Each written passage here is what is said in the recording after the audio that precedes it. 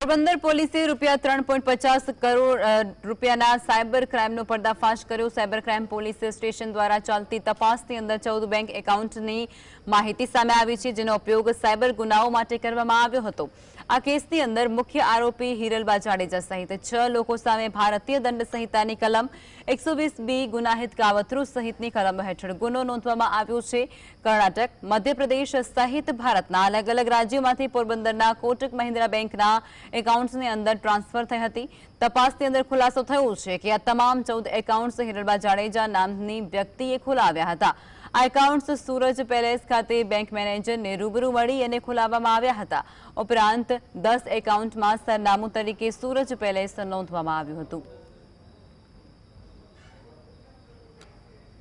કોટક મહિન્દ્રા બેંકની અંદર હિરલબા જાડેજા અને એના અન્ય સાથીદારોએ કેટલાક નાના માણસોના બેંક એકાઉન્ટ ખોલાવી અને આ એકાઉન્ટની અંદર